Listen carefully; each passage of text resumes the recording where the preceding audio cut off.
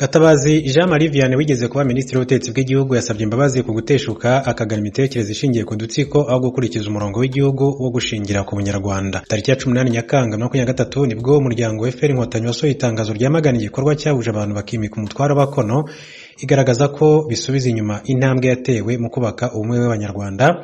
Uwo muhango wabereye mu murenge wa Kinigi mu karere ka Musanze ku itariki ya 9 Nyakanga 2023, aho bamwe mu bakomoka mu bwoko bw'abakono bahuriye hamwe bakimika umutware. Bivuga ko abantu barenga 500 aribo bitabiriye umuhango wasize umucuruzi witwa Kazoza Justin yimitswe. Gatabazi Jean Marie Vianney wagaragaye mu bari muri uwo muhango nkuko bigaragara mu mashusho yakwirakwiye ku mbuga nkoranyambaga abinyujije ku rukuta rwe rwa Twitter, yasabye imbabazi kubera guteshuka kuri gahunda y'igihugu ya Ndi Umunyarwanda. Yagize ati murakoze nyakubahwa perezida wacu ku nama, impanuro no kudukebura, ati mutwibutsa umurongo twahisemo nk'Abanyarwanda wo kubaka igihugu gishingiye ku Bunyarwanda tuyobowe intekerezo ya Ndi Umunyarwanda yasana umuzi iduhuza twese. Imbabazi mwaduhaye tuzazubakiraho turwanya byimazeyo ikintu cyose cyashaka gusenya ubumwe bw'Abanyarwanda kuko arizo mbaraga zacu. Tuzaharanira kandi no gukebura uwo ari we wese washaka kujya mu mitekerereze ishingiye ku dutsiko. Amakuru igihe yamenye nuko abari bitabiriye iki gikorwa atari abakono bose muri rusange, ahubwo ari itsinda ry'abantu bamwe biganjemo abagogwe bafite inkomoko muri Repubulika ya Demokarasi ya Kongo, ariko banafite inkomoko mu bice bya Kinigi n'ahandi mu majyaruguru n'uburengerazuba bw'igihugu cy'u Rwanda. Umwe mu baganiriye n'iki gitangazamakuru yavuze ko ibyo aba bakoze bitandukanye nuko ibikorwa nk'ibi bikorwa muri Repubulika ya Demokarasi ya Kongo, aho babyiganye. Ati icyazanyemo itandukaniro nuko byafashe uburyo bumeze nko kubishyira ku karubanda ku rwego rw'igihugu ndetse no kwimika umuntu kandi atari ko bisanzwe bikorwa.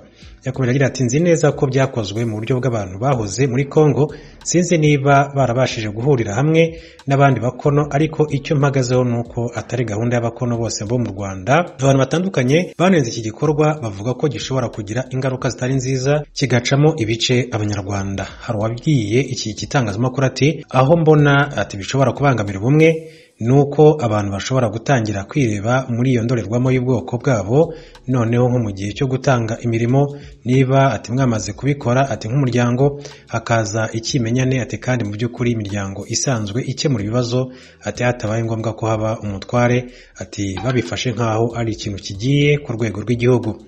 Bishobora kuzanamo ikintu cyo kwironda guha serivisi umuntu utari uyikwiriye kuko muri abakono mwembi ati muri abasinga cyangwa se undi muryango.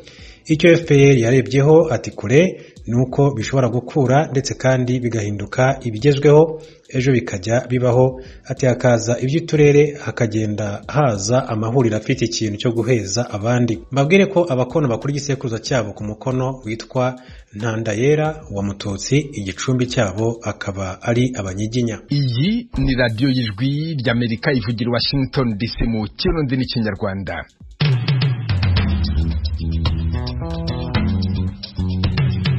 Radio y'Ijwi ry'Amerika yumvikanira ku mirongo migufi mu Burundi kuri metero 1922, naho mu Rwanda turi kuri FM 104 n'ibice bitatu. Muri kumwe na Venuste Nshimiyimana basuza kandi ubaha ikaze ku makuru tugiye kubagezaho muri uyu mwanya.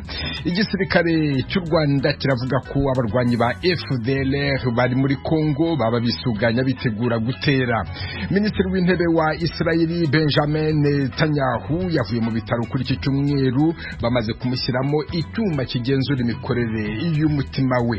Abantu bataramenyekana bishe barashe umunyamakuru muri Mexique mu mujyi wa Acapulco mu majyepfo y'igihugu. Amakuru arambuye ni mukanya. Minisitiri w'Intebe wa Israeli Benjamin Netanyahu yavuye mu bitaro kuri icyo cyumweru, bamaze kumushyiramo icyuma kigenzura imikorere y'umutima we. Ibitaro yavurirwagamo byatangaje ko ibipimo by'umubiri we byose bimeze neza, harimo n'iby'imikorere y'umutima we. Ibyo bitaro byavuze ko icyo cyuma gipima imikorere y'umutima we bakimushyizemo mu rwego rwo kugira ngo itsinda ry'abaganga bamuvura rishobore gukurikiranira hafi uko umutima we ukora. Uyu mugabo w'imyaka 73 y'amavuko yagiye mu bitaro bya Sheba Medical Center birahitwa Ramat Gan ejo kwa gatandatu mu byaje kugaragara nk'ikibazo cy'ubuke bw'amazi mu mubiri we. Nyuma ku munsi w'ejo Minisitiri w'Intebe Netanyahu yasohoye video avuga ko yumva ameze neza, asaba abantu kwirinda kuguma ku zuba no kunywa amazi kubera ubushyuhe bugera kuri dogere 38 za Celsius cyangwa 104 Fahrenheit. Mbere yuko ajyanwa mu bitaro byari byavuzwe ko yagize ikibazo cyo kuzengerezwa nyuma yo kumara amasaha ari hanze ku zuba ryinshi. Amatsinda y'abarwanya ubutegetsi muri Myanmar harasaba leta y'Amerika inkunga y'amadolari agera kuri miliyoni 500 yo kubafasha guhirika ubutegetsi bwa gisirikare. Iyo nkungu basaba niyo kugura ibikoresho bya gisirikare birimo za burende, indege za gisirikare zisagira abapilote n'ibyuma kabuhariwe byo guhuma amaso bireba mu kirere. Mu kwezi kwa 11 mu ngengo yayo y'imari y'umwaka 2023 Kongere ya Leta Zunze Ubumwe za Amerika yatoye itegeko ryemerera inkunga imitwe irwanya ubutegetsi bwa gisirikare, ariko nta mubare w'iyo nkunga wagenwe. Kuri ubu amwe mu matsinda y'abarwanya ubutegetsi muri Myanmar yatangiye gusaba Kongere ya Amerika ko yagenera miliyari 525 z'amadolari y'inkunga yo muri urwo rwego. Ubu busabe bwatanzwe na guverinoma y'ubumwe ya Myanmar ikorera mu buhungiro, ikaba iharanira guhirika ubutegetsi bwa gisirikare buriho muri Myanmar, ifatanije n'amatsinda 3 y'ingabo zigometse ku butegetsi n'andi matsinda barwanya imitwe yitwara gisirikare yiganje mu bice byo mu cyaro cy'icyo gihugu.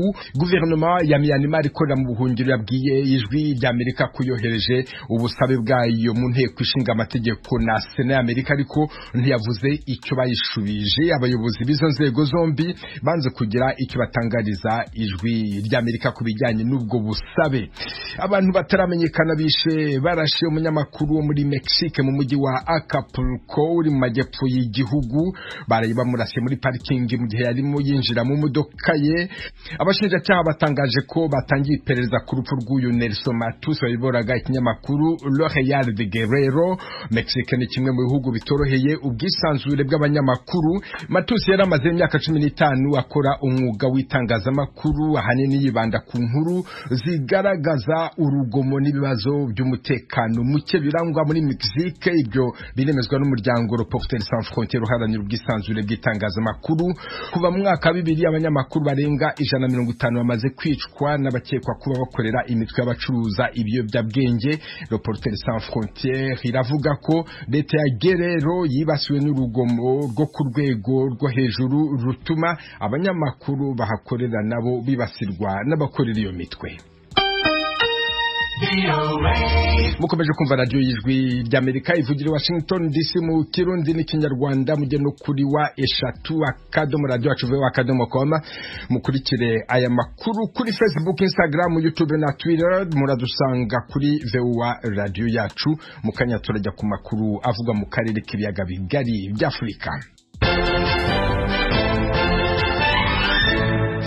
Mu Rwanda leta yemeza ko inyishyamba za FDLR zirimo zisatira umupaka uruhuza na Repubulika ya Demokarasi ya Kongo. Ibi biratangazwa n'ubuyobozi bw'intara y'uburengerazuba ubwa gisirikare n'ubw'inzego zibanze. Gloria Tuyishimira akurikiranye ikiganiro izi nzego zatanze mu mpera z'icyumweru gishize. Ni ibiganiro nini byibanze ku mutekano w'abaturage bo mu karere ka Rubavu. Byari byitabiriwe n'inzego z'ibanze zirimo abakuru b'imirenge, utugari, imidugudu, abashinzwe umutekano mu nzego zose n'abandi. Byasaga n'ari impuruza ku bayobozi k'umutwe witwaje intwaro wa FDLR kuri ubu wasatiriye imipaka y'u Rwanda iruhuza na Repubulika ya Demokarasi ya Kongo ugamije kuza guhungabanya umutekano w'u Rwanda. Umuyobozi w'ingabo za Brigade ya 301 mu turere twa Rubavu, Rutsiro, Nyabihu n'igice cya Ngororero, Lieutenant Colonel Ryarasa William yemeje iby'aya makuru. Aho tugabanira n'abaturanyi bacu wenda biza kujyana n'amarondo ku mupaka hose hagiye FDLR barahari hafi n'umupaka hari. Hano wajya kujya Cyanzarwe kuri mupaka ni Cyanzarwe n'ariya bahazanye bita Gasto. Station zabo nta nubwo ari ukurasa gusa, ariko bageze amahirwe babona nuko bica abaturage. Uyu muyobozi w'igisirikare yongeye kugaragaza ko hari impungenge z'uko izi ngabo za FDLR uko zaza zingana kose zishobora kwica abaturage. Icyo kintu rero ni ukukireba tukagifatanya twese, ari nayo ubona ikibazo dufite hariya. Urumva niyo baza ari 5 bakinjira mu giturage batwicira abaturage. François Habitegeko umuyobozi w'intara y'Uburengerazuba nawe wari umushyitsi mukuru muri ibi biganiro yavuze ko nta kidasanzwe kuba uyu mutwe witwaje intwaro waba uri hafi y'u Rwanda muri Kongo kuko ngo basanzwe bakorana bya hafi. Icyakora ibi ngo bigamije kwibukiranya k'umutekano ku mipaka ndetse no mu duce tuhegereye ugomba kuba udasanzwe. Bwana Habitegeko yibukije inshingano ku ruhande rw'abaturage n'abayobozi. Icya mbere cyo inzego z'umutekano zacu ziri tayari, ingabo z'igihugu n'izindi nzego z'umutekano bari tayari, ariko uruhare rw'abaturage narwo rurakenewe cyane cyane mu gutangira amakuru ukayatanga no ku gihe no kugira uruhare nabwo mu kubungabunga umutekano aho batuye.